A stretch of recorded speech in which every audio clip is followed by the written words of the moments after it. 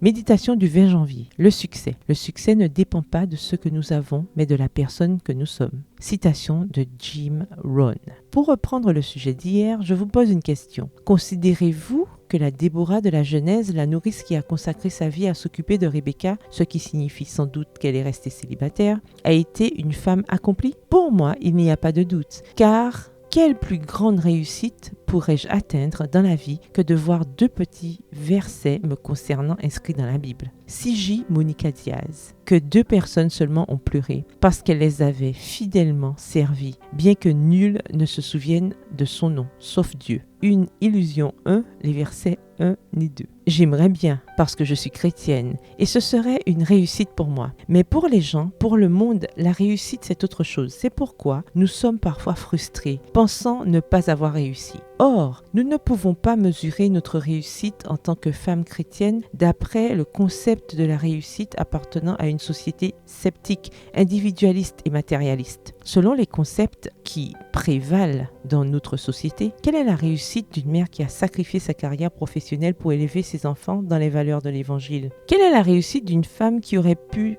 devenir riche en abusant de son pouvoir, mais qui est morte pauvre pour ne pas avoir détourné les millions qui sont passés entre ses mains? Quelle est la réussite de la jeune femme qui a décidé de ne pas boire, de ne pas fumer ou de ne pas avoir de relations sexuelles avant le mariage? Et quelle est la réussite de celle qui renonce à un poste haut placé pour ne pas avoir à travailler le jour du sabbat? Je vais vous le dire, 0, néant, rien du tout. Comment la réussite se mesure-t-elle aujourd'hui? En termes de compétitivité, faire les études les plus difficiles, avoir le revenu le plus élevé, porter les plus beaux vêtements, être la plus séduisante, vivre dans la plus belle maison, avoir un talent que personne n'a. Et cela se heurte de plein fouet au concept biblique de la réussite, qui est basé, comme nous l'avons vu hier, sur la consécration à Dieu et la fidélité dans le service auquel il nous appelle. Déborah n'est pas citée dans la Bible parce qu'elle était la meilleure nourrice de l'histoire, mais parce qu'elle a fait un travail humble avec une fidélité indéfectible envers Dieu. Et c'est la clé pour nous toutes. L'engagement doit se prendre avec Dieu et avec aucune autre chose ou personne.